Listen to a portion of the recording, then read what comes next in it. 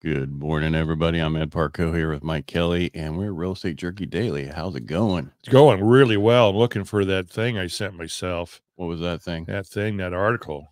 What article is that? That's that one I sent myself. Okay. It's the one about, I'll find it. All right. Well, while you're looking, I'm going to go through the little news that we have today. Let's do it. So today there's only CoreLogic rent index, U.S.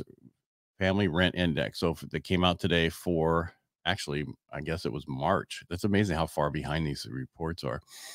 The rents help relatively steady on an annualized basis in March at a 3.4% increase for the month, right? Yeah. However, rent prices declined 0.6% year over year, the largest such drop recorded in 14 years.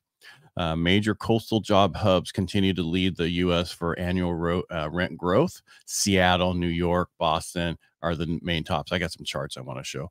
Okay. Seattle had the highest year-over-year increase in single-family rents in March of 2024 at 6.3%, followed by New York at 5.3%. I thought everybody was leaving New York.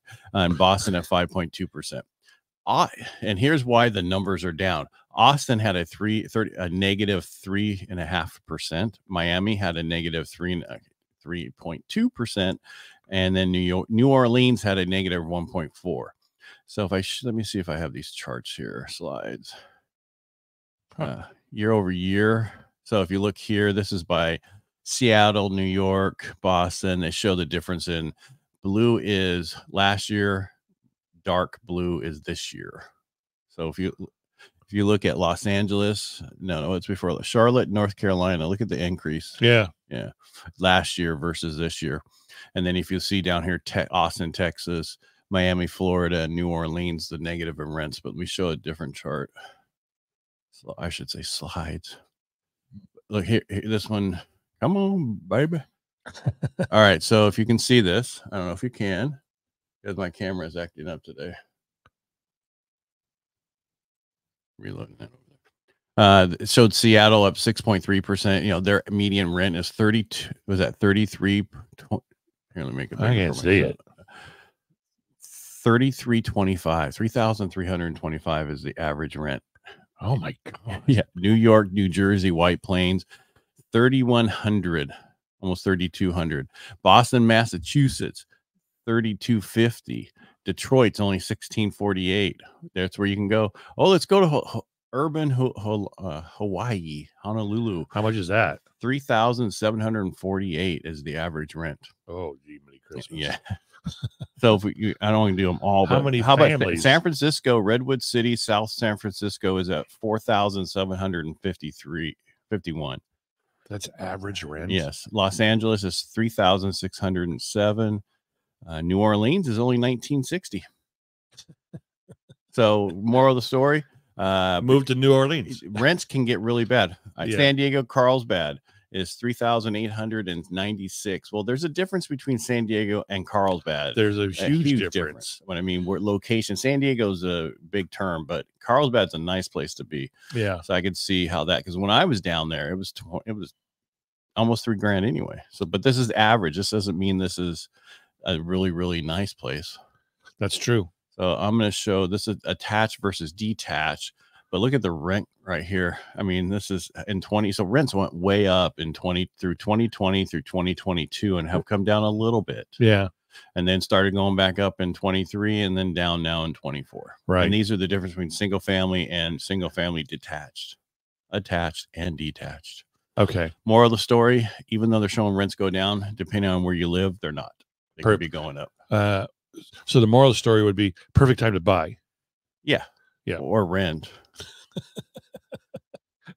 What I mean by that is if you rent, it seems like it's a perfect time right now. But then if you want to buy, you won't be able to buy later because the rents are going to go up and the prices of the homes are going to go up. Go up again too. Because I had somebody who was asking me, they were like, well, what's the benefit of the seller selling the place to us as the renter inside? What? So the question is, got somebody who's living in a house. Okay. They're going to sell the house, and they're asking, what is the benefit to the seller if they buy the house instead of having the seller put on the market? Really no benefit other than They don't have to evict the tenants, right, you and know, clean it up. and clean it up. Right. So the benefit is they don't have to move. They don't have to move the tenants out and then go through and clean it up and paint it and whatever else they Right. might do in the first place. Right. So there's a little benefit. But the question is, if their neighborhood, there's 2 other houses, one went on the market and it needed work and it sold right away. Mm-hmm. And then there's another one who is just sitting there because they asked too much. They fixed it up and they thought they could get every dollar back. And, actually, it's not that. No, it's like, really? it's yeah. So they're like, I don't know what to do. I'm like, just talk to the seller, see if they'll sell it to you. Yeah. And I said, have you went and said, we want to buy this house? Oh, not really. We told them we were interested. How'd you tell them you're interested? We asked what they were going to sell it for. That's not being telling them. They don't know that you're interested. Yeah. Yeah. Let them know you're interested. Yeah. I said, call them up and say, hey, what do we need to do to put a deal together? Right. And if you're afraid to do that, get an agent and have them do that. Yeah. The one across the street. The agent? The one that referred them to me. Okay. Yeah. Oh, well, that's smart. Yeah. Yeah. Give back. Well, no, it's just that, they're adamant they're going to put it on the market. Just because they told you they're put on the market doesn't mean they won't sell it to you. First. Absolutely. That just means that's their intent. And they want you out so that they can show it and everything else. But it doesn't mean when did you tell them you're going to be out? Is there a 60-day notice? There isn't. So, yeah. What to do? Did you have something?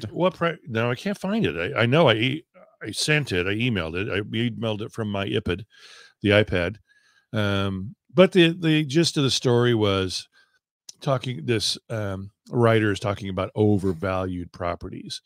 And I understand what they're trying to get at. It's almost like that top 30 or top 10 that we were talking about where, right. People assume that it would be, $350, but the average price over there is $450. So it's $100,000 overvalued.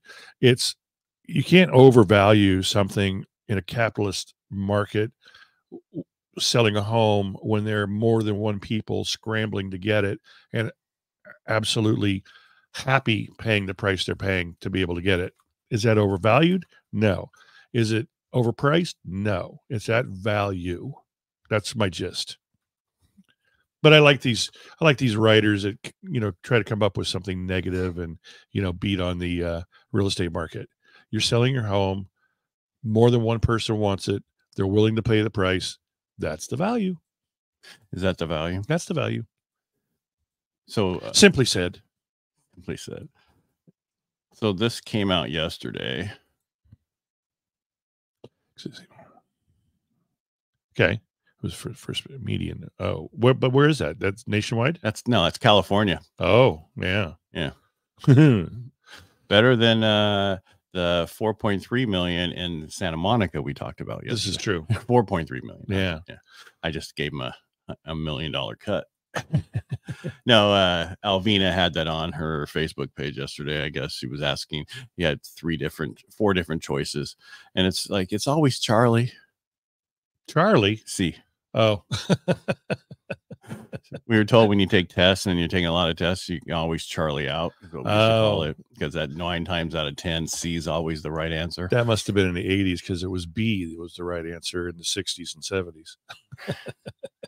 That was the 80s, 90s. Yeah. On average, still that way. Yeah, and you usually had four potential answers. In the 80s, you always have 90s. A, B, C, and D. Yeah, and see, we in the 60s and 70s, we were poor. We couldn't afford D. We only just had A, B, and C. No, you're just used to D, so you always wanted to C. No, that's what I did. Averaged. Oh my gosh! Yeah. So tomorrow is Wednesday. I know, but do we have any special reports coming out? Anything kind of cool? Wednesday is mortgage apps, existing home sales, and 20-year bond auction. Oh, and Fed minutes, because they're going to come out and say, we don't know what to do. Yeah. I think we're going to stay right here for now. Yeah. So I cannot believe they found out yesterday that that what's his name? Is it Cohen? No, the one that's after Trump that was on the stand, the attorney, Avenatti. Is that his name? Oh, Avenatti. You mean the liar? Yeah, but no, the thief. Stole 300,000 from Stormy. No, he stole 30 or 60 grand from Trump too. Oh, but he thought he took it because he was owed a bonus, is what he thought. And so the freaking media is going, was he? He's an opportunist and he felt like he needed to pay himself that bonus. It's like, really? Okay. All right. So, right, that- and I'm only going to say this part of it. All right. Now, this whole thing is about a thing that supposedly Trump did and knew about it, right, in his bookkeeping. But that theft is more than what Trump would have done. You know what I mean? It's Right. They could go after him for stealing in the state of New York, and he would go away a lot longer, but he's already in jail or prison or whatever. Yeah. Anyway, the whole thing's a scam. And I saw some article about Bragg that, he's going to get disbarred. You see these stupid things come up, and no, he's not. He's just not. Well, and all these people like, there is one. Then we move the story on. So they came out today. The Biden's going after big business for costs on their products, that they're charging too much for the products, like eggs and all that kind of stuff. You mean that there's not inflation? It's right. Well, they're not talking about the cost to them is too much more, and they're not making that much. Grocery stores don't make hardly anything on their stuff. Right. I don't know how they stay in business besides volume. But still, they just, and then so then it's always socialists always blame big business. Right. Because if they're blaming business, they're a socialist. Right. And well, they don't want to blame themselves. It can't be their economics and their way of doing business. No, because when they came into office, inflation was 9%. I don't remember that. Not according to my chart. I don't remember. 1.9 is when Biden took over. In fact, I remember living really well. Yeah, I was doing much better. And that's the thing. That's like, are you better now than you were 4 years ago? No, not really. Well, it depends. No, that's an adult diaper. Yeah, that's exactly where. Yeah. That's where Biden should be. What he should. I understand he's going to be doing commercials for them after he's no longer president. What? Oh, you didn't hear this? His vice president thinks about becoming our governor for California if they lose. You didn't hear that? No, but let's just throw us in. Well, take us out of the frying pan. No. Us into the fire. Please run for California governor. Yeah, that's the only way things are going to change. Is if she runs for governor, because then you'll have a Republican come out or independent come out and annihilate her at the polls. Exactly. And then we'll finally be able to take it back and fix this state, because this current governor has destroyed it and wasted so much money. And if you don't understand, we're talking about 16 feet of high-speed rail for $11 billion. And then you have $24 billion for the homeless and programs over in San Francisco, which he was the mayor of, that, he started as the mayor of San Francisco, and then he had the homeless things. This is what we're going to do. So 20 years of not doing for the homeless, except for making it more. Anyway, making it more homeless, you mean? Yes, exactly. So his goal was to have more homeless. He did a great job. He did. I think it's just too big of money for him. It's too big of money. It's a money. It's a money. It's like the military industrial complex. Do I sound like a liberal? You kind of did. How did we go from real estate to this? Just the government. We're just tired of it all. I just want us all to get along and move on. And we pretty much are all in the middle. There's just those fringes on the outside. It's so loud that we think it's that way. And on both sides. Yeah. So I wasn't saying. No, I know. I want people to understand. We're talking about the fringes on both sides. Yep. They're just absolutely nuts. Yep. Anyway. Make it a great day. Thanks for being here, and we will talk to you tomorrow. When we have maybe some more news, if we had any at all today. We'll find some. And remember, stay. Tomorrow needs you. That's my shirt. I like that. Yeah, I like that's that. part of my coin too. It's on my coin. Yeah. Do you want to tell them what that's all about? Yeah, it's about suicide. Yeah. With the vets. Well, yeah, not only vets, but yes, suicide in general. Because tomorrow needs you. There's no reason to go today. Exactly. Yeah. All right. You might not know that. Reach out to somebody today and see how they're doing. Reach out to a few people. Call a few agents. Call a few loan officers. See how they're doing. Especially if you haven't seen their face for a while. Yeah. All right. All right. Make it a great day. Peace out. Thanks for being here. Bye. Bye.